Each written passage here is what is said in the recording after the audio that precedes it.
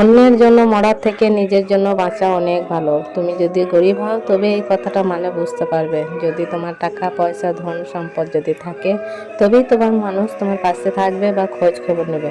আর টাকা পয়সা যদি না থাকে হাজার চেষ্টা করলেও তুমি খেয়েছো কি খাও নাই সেটা কারো কোনো যায় আসেও না বা শুধবে। কিছু কিছু সময়ে আঘাত পাওয়া ভালো।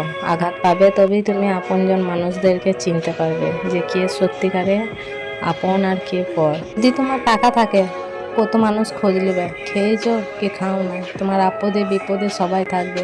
সত্যকে মিথ্যা করে দেবে আর মিথ্যাকে সত্য করে দেবে। টাকার অনেক পাওয়ার, তাই নিজের জন্য বাঁচো।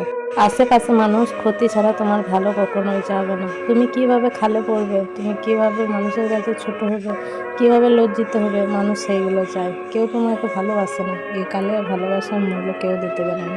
শুধু জানে অসহায় অপমান আর অপবাদ, এছাড়া আর কিচ্ছু না।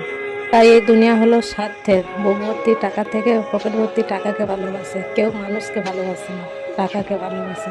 টাকা থাকলে অলরেডি ভালোবাসা আপনিই চলে আসে। আর টাকা না থাকলে কোনো ভালোবাসা তো দূরে থাক, কোনো মানুষ তোমাকে পরিচয় দেবে না। তাই এই দুনিয়ায় সব থেকে টাকার মূল্য অনেক বেশি।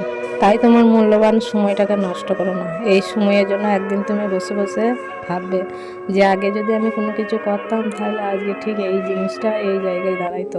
তাই এখনো সময় আছে, নিজের সময় দিকে ধ্যান দাও, নিজের কেরিয়ার দিকে ধ্যান দাও। একদিন ইনশাল্লাহ ঠিক তুমি সফলতার মুখ দেখবে। ওই সফলতার মুখ যদি দেখতেই হয় তাহলে এখন থাকতে সময়টাকে কাজে লাগাও। সময়ের মূল্য অনেক, সময় ফুরিয়ে গেলে আর মাথা চাপিয়ে আর লাভ হবে না। তাই সময়ের জন্য সব কিছু থেমে থাকে। তাই অন্যের জন্য নিজের সময়গুলো না নষ্ট করে নিজের জন্য বাঁচো। নিজের জন্য বাঁচলে একদিন সবাই তোমাকে আপন করে নেবে।